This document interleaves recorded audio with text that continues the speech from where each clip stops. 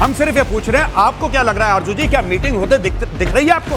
देखिए, ईरान ने अभी तक तो साफ इनकार कर दिया है और ईरान ने कहा है कि जो कंडीशंस ईरान ने दी हैं या जो अमेरिका ने दी हैं उसको ऊपर अगर कोई तैयारी नहीं है तो वो पाकिस्तान आकर बात कर किससे करेंगे और क्या बात करेंगे, जब ऑलरेडी हर बात रिजेक्ट हो चुकी है। लेकिन अभी शाम तक आपको इंतज़ार करना पड़ेगा। हो सकता है कि ईरान को तैयार कर लिया जाए, ईरान को मना लिया जाए, या किसी तरीके से पाकिस्तान का जो एक रोल है वो जाकर उनको समझाएं कि जी आप आइए और बात कीजिए। और लेकिन वही होगा जो पहले हुआ था मेजर साहब, पहले भी तो मीटिंग हुई थी ना, और उसके बाद हर पॉइंट रिजेक्ट हो गया था, तो दोबारा वही बात जो पहले ही रिजेक्ट हो चुकी है उसके लिए वो दोबारा क्यों मिलेंगे? तो मुझे नहीं लगता कि ईरान बहुत आसानी से आने के लिए तैयार होगा। कहा बहुत जा रहा है, उल्टा ईरान ने ये कह दिया है कि वो अफगानिस्तान और पाकिस्तान के बीच में अमन करा सकता है और वो रोल प्ले कर सकता है। तो अब पाकिस्तान उधर भी जाकर फंस गई उनकी गोटी के, अब क्या करेंगे? क्योंकि अभी अफगानिस्तान को अगर हाँ करेंगे। बात बताइए आरजू जी, मैं आपसे ये पूछना चाहता हूं कि जैसे फील्ड मार्शल आसिम मुनीर वहां पे लगे हुए हैं, पिछले 3-4 दिन से तेहरान में बैठे थे, पूरी कोशिश करी, तो ईरान अब उनका ये बयान आया है, ऑफिशियल बयान आया है कि स्ट्रेट ऑफ हॉर्मूज में अटकी पड़ी है बात। ये मैंने सुना है कि पाकिस्तान की तरफ से बयान आया है कि साहब जब तक ये स्ट्रेट ऑफ हॉर्मूज क्लियर नहीं होगा, ये पूरा मामला क्लियर नहीं होगा, तब तक ईरान इसमें कोई वैल्यू नहीं देखता कि ईरान क्या करेगा आखिर बात करके। वो बात मुझे समझ में आ गई। लेकिन यही आसिम मुनीर जी का पहले बयान आया था 1 हफ्ता पहले, थ्रू द ईरानियंस, उसमें भी पाकिस्तान ने हामी भरी थी कि जब तक लेबनान में बमबारी बंद नहीं होगी तब तक बात नहीं होगी। अब लेबनान की बात नहीं कर रहा, अब हॉर्मूज में आ गए, ऐसा क्यों? क्या इसका अमेरिकन ब्लॉकेड से सीधा सीधा कुछ लेना है? देखिए, जब तक अमेरिकन अपनी जो पोजीशन उन्होंने रखी है उससे पीछे नहीं हटेंगे, ईरान कभी आगे नहीं आएगा या ईरान बात नहीं मानेगा। इन लोगों को ये बात समझ में नहीं आ रही। इतना ही पीस करवाना था तो अरबों के रहते आप पीस करवा लेंगे, इतनी आपकी जरूरत हो जाएगी, ये तो शक्ति आपके अंदर नहीं है। तो मेरा ये कहने का मतलब है कि ट्रम्प साहब ने इंटरनेशनल रिलेशंस में झूठ और दादागिरी और बुलिनेस को जो है वो हथियार बनाया। ही बेसिकली यूज्ड इट ब्लेटेंटली, और वो झूठ बोलते रहे कि हमने जो है रोकवाया है ऑपरेशन सिंदूर। आजकल में उन्होंने दोबारा से क्लेम किया, और हमारा वो जो मोदी जी को हेड्स ऑफ है, प्रधानमंत्री जी एकदम उन्होंने कड़ा दिल दिखाया। वो लूजर नहीं बने जिनके साथ उठना बैठना चाहते हैं, क्या नाम है, ट्रम्प साहब।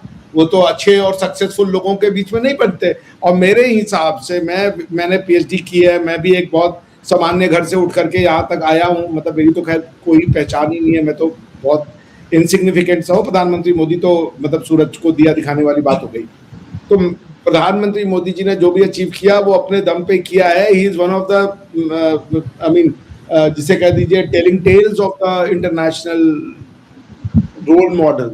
वो व्यक्ति चाय बेचने से लेकर के, और उनकी माताजी घरों में झाड़ू पोछा लगाती थी, वहां से उठ करके वो भारत के सबसे शक्तिशाली व्यक्ति के रूप में उभरे हैं। भारत क्यों, वो विश्व के सबसे शक्तिशाली व्यक्तियों में से एक है। वो खड़े हो गए उनके सामने, आपको उसका नतीजा दिख रहा है। हम आज भी ट्रम्प के इस बेवकूफ़ी में नहीं है। बोर्ड ऑफ पीस में वो जो है जो इंटरनेशनल लीडर्स है उनका मजाक उड़ाते हैं, तू उठ जा, तू बैठ जा, तू जो है मैंने 2 मिनट बुला लिया, ये आ गया, आधे घंटे की नोटिस पे ये सारे के सारे आ गए। इस तरीके से कौन ट्रीट करता है इंटरनेशनल लीडर्स को? उसका आप खामियाजा देख लीजिए। नेटो उनके साथ नहीं खड़ा हुआ। मेलोनी ने कल परसों छी फेल आउट जब उन्होंने जीसस क्राइस्ट की फोटो में अपने आप को दिखा दिया। तो आप सोचिए, the man thinks he is a God, he is son of God, that's what उनका ये स्टेटस है इस समय। मगर सन ऑफ गॉड को जो है ईरान से एक अच्छी टक्कर मिल गई, उनको पता चल गया है। तो झूठ बोलने की राजनीति में पाकिस्तान भी तेज है। अच्छा देखिए, birds of same flock stay together वाली बात हो गई। आप भी झूठ बोलते हैं, दिन रात झूठ बोलते हैं, झूठ पे ही आपकी नैया चल रही है, वो भी झूठ बोलते हैं। फिर देखिए कैसे चुंबकीय जिसे कहते हैं आकर्षण हुआ है आप लोगों के बीच में। तो मुबारक हो। नहीं सर, ऐसा भी नहीं है कि हम सारे झूठ बोल रहे हैं। आखिर ट्रम्प की टीम और ईरान की मीटिंग हम ही ने करवाई थी इस्लामाबाद में, कुछ ज्यादा अरसा नहीं हुआ है, आप लोगों को याद ही होगा। तो ये तो नहीं कहा जा सकता कि तमाम झूठ। हम तो सिर्फ पहले भी यही कहा था पाकिस्तान ने कि हम सिर्फ एक तरीके से मीटिंग कराने का काम कर रहे हैं। बाकी क्या करना है, लड़ाई रोकनी है, जारी रखनी है, क्या अटैक करने, ये बाकी कंट्रीज जो है वो डिसाइड करेंगी, इजराइल, अमेरिका और ईरान। लेकिन अब एक बात मैं बोल दूं, आप ये काम तब करते ना जब आप न्यूट्रल होते। आपने तो अपनी सेनाएं और अपनी फौजें तो सऊदीया में भेजी हुई हैं। और सर, वो पहले का एग्रीमेंट हुआ था, वो एग्रीमेंट हमने ईरान अटैक के बाद नहीं किया है। वो डिफेंस पैक्ट हमारा इससे बहुत पहले का है। अरे भाई, आप मेरी बात ही नहीं समझ, आप तोड़ देती। क्या हम न्यूट्रल रहेंगे? नहीं, बट देन पहले का है बाद में का है, आप एलाई किसके साथ हैं ये तो पता चल रहा है उससे। और आप अगर सऊदी और इजराइल के साथ एलाई हैं तो आप मीडिएशन का आपकी न्यूट्रलिटी खत्म हो जाती है। दिक्कत ये है, पहले का है बाद का है वो मैटर नहीं करता। मैटर ये करता है कि आपकी न्यूट्रलिटी है कि नहीं। तो वो जो आपका एग्रीमेंट था वो न्यूट्रलिटी खराब कर रहा था, जिसकी वजह से आप ईरान को कुछ फोर्सफुली नहीं बोल पा रहे थे और फोर्सफुली अमेरिका को बोल के दिखाइए, वो बता देगा। जब अगली बार फील्ड मार्शल साहब जाएंगे ना वॉशिंगटन लंच के लिए, तो इतनी मिर्च डालेगा कि खाना नहीं खा पाओगे। कोई बात नहीं, हम साथ में दही रखेंगे और खा लेंगे। लेकिन मुझे ये बताइए रोहित जी के क्या दोबारा आपको लग रहा है कि अटैक शुरू हो जाएंगे एक बार फिर? हर कंट्री में जो है वो ऑयल का और इसका जो पहले एक इशू बना हुआ था ऑयल और गैस का, वो फिर से बन जाएगा, फिर से जो प्राइसेस डाउन हुई थी फिर अब चली जाएंगी, ऐसा कुछ दिखाई दे रहा है? एक चीज जो सामने दिखी है कि परसों 4 प्लेन लैंड किए थे चाइना से अपना ट्रांसपोर्ट ऑफ करके तेहरान। ये प्लेन लैंडिंग जो है ये रुक नहीं रही है और वो 48 घंटे में 4 प्लेन आए थे, कुछ तो लेके आए होंगे। देन कुछ शिप्स आ रहे हैं जो कि अमेरिका बोल रहा है कि ये चाइनीज शिप्स हैं और वहां पे वेपन्स लेके आ रहे हैं। तो चाइनीज शिप्स वेपन्स लेके आ रहे थे, ये कोई नई चीज तो नहीं थी। अच्छा, ऑयल टैंकर को इस तरीके से मॉडिफाई किया जा सकता है जिससे कि उसमें ये आ जाए, सामान आ जाए।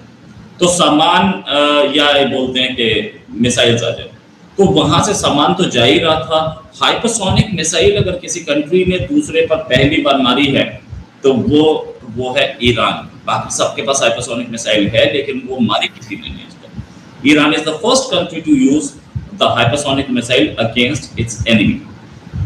हाइपरसोनिक मिसाइल मतलब हम मजाक नहीं कर रहे। हाइपरसोनिक मिसाइल जो कि अमेरिका बोलता है कि मैं टेस्टिंग फेज में हूँ, इंडिया एक टेस्ट कर चुका है, डिक्लेयर नहीं किया है, चाइना वो कहता है कि हम टेस्टिंग फेज में हैं, और रशिया अकेला कंट्री है जो ये बोलता है कि हमारे पास हाइपरसोनिक मिसाइल है। अभी तक पाकिस्तान ने नहीं बनाई है हाइपरसोनिक मिसाइल, ठीक है। ईरान के पास कहां से आई भाई? ईरान कहां से लाई? पाकिस्तान छोड़िए, ब्रिटेन, फ्रांस और दूसरे जो बड़े कंट्रीज है उनके पास नहीं है, ईरान के पास है। इसका मतलब कहीं से स्ट्रॉन्ग बैकिंग है, जो स्ट्रॉन्ग बैकिंग ईरान को ऐसी सपोर्ट दे रखी है कि भाई तुमने जो करना करो, हम तुम्हारे पीछे खड़े हैं और इस अमेरिका को फंसा के रखो। और मैं पहले दिन से बोल रहा हूँ कि ये वॉर खत्म हुई तो अमेरिका के पास जितने मिसाइल्स बन रहे हैं 5 टाइम्स द स्पीड पे वो बन रहे हैं पेट्रियट मिसाइल्स, जितने में नॉर्मली जिस स्पीड पे बनते थे उससे 5 गुना स्पीड पे बन रहे हैं। और बहुत सारे मिसाइल्स की इस समय डिमांड भी है, लेकिन ये सारे मिसाइल्स जो है गल्फ की ओर जाएंगे, क्या बोलते हैं उनसे, अरब कंट्रीज की ओर जाएंगे, यूक्रेन को नहीं मिलेंगे। यही फायदा है रशिया को। तो रशिया इस वॉर को खत्म होने नहीं देगा। देन ये एक और बोला था कि हमारा ईरान के फॉरेन मिनिस्टर या प्राइम मिनिस्टर दोनों में से किसी ने बोला, प्रेसिडेंट वाइस प्रेसिडेंट किसी एक ने बोला था, स्टेटमेंट था कि अगर हमारा ब्लॉक किया गया रास्ता तो हम रशिया की तरफ से तेल निकाल देंगे। ये जो स्टेटमेंट था कि हम रशिया की तरफ से तेल निकालेंगे, क्या रशिया की तरफ से बाय लैंड हथियार आ रहे थे? ये भी सोचना जरूरी है। ईरान रशिया की ओर से ईरान रशिया की एक रेलवे लाइन प्रोजेक्ट का काम चल रहा है, रोड्स हैं, तो बहुत सारी चीजें हैं जिससे काम चल रहा है। और अभी हम इस पे ज्यादा डेवलपमेंट नहीं देख पाएंगे, शायद आसिम मुनीर साहब वहां पे हैं मेरे हिसाब से, क्योंकि टॉक्स पूरी तरह से कोलैप्स कर चुकी हैं अभी। हालांकि इनका पता भी नहीं चलता, ट्रंप का कुछ भी बोलते हैं और कुछ भी करते हैं, कई बार कोलैप्स हो चुकी। मुझे लगता है कि आसिम मुनीर साहब को वहां से टर्न कर लेना चाहिए, कुछ ज्यादा बचा नहीं है, और ज्यादा दिन किसी और के कंट्री में रहो तो दिक्कत भी रहती है। पाकिस्तानी ना खुली आंखों से सपने देखते हैं, दिन में देखते हैं खुली आंखों से। लोग रात में जब सोते हैं तो सपने देखते हैं, लेकिन पाकिस्तानियों के साथ उल्टा है, ये दिन में ही सपने देख लेते हैं। इनको लग रहा है कि डोनाल्ड ट्रंप भिखारिस्तान आएगा। किस लिए आएगा? बातचीत करने के लिए आएगा। अरे भाई, पहली बात तो ये है कि डोनाल्ड ट्रंप तो नहीं आने वाला है, और अगर आता है तो अच्छी बात है ना, कोई दिक्कत नहीं है। तुम्हारा जो औहदा है ना वो वही रहेगा, मैसेंजर का, ठीक है, डाकिया होता है ना, डाकिया चिट्ठी लेकर जाता है, तो ये डाकिए का काम कर रहे हैं। और कहाँ पर? ईरान जा रहे, कभी यहाँ जा रहे, कभी वहाँ जा रहे हैं, ठीक है। सुना है वॉशिंगटन डीसी में भी इनको बुलाया जाएगा, इसलिए कुछ जो संदेश रहते हैं ना कॉन्फिडेंशियल होते हैं, मे भी शायद इसलिए बुलाया होगा कि भाई इधर आओ, आमने सामने बैठ कर बात होएगी। तो इनके जो पाक फ़ौज के जो रहनुमा जिसे बोल सकते हैं, या पाक फ़ौज के जो चीफ हैं आसिम मुनीर, वो डाकिए का काम कर रहे हैं, वो साइड करने वाले हैं शहबाज शरीफ को। जब भी, और वैसे इतिहास रहा है, आप जानते होंगे कि जब भी नज़दीकियाँ फ़ौज की अमेरिका के साथ में बढ़ी हैं, तब पाकिस्तान में शासन किसका आया है? सेना का। एक बार फिर से वही होने वाला है। शहबाज को तो साइड मतलब किया जा रहा है एक तरह से। अभी देखा ना, जैसे कि उपराष्ट्रपति आए थे अमेरिका के, तो उनको रिसीव करने के लिए आसिम मुनीर गए हैं, ठीक है। क्यों गए भाई? प्रधानमंत्री को भेज देते, वो चला जाता, क्या दिक्कत थी? आप क्यों गए? किस ओहदे से गए आप? तो खैर कोई दिक्कत नहीं है। रही बात ईरान और इज़राइल अमेरिका युद्ध की, तो कुछ पॉजिटिव खबरें सामने निकल कर आ रही हैं, लेकिन देखते हैं कि आने वाले भविष्य में क्या होता है। फ़िलहाल खुश हो लेने दो पाकिस्तानियों को।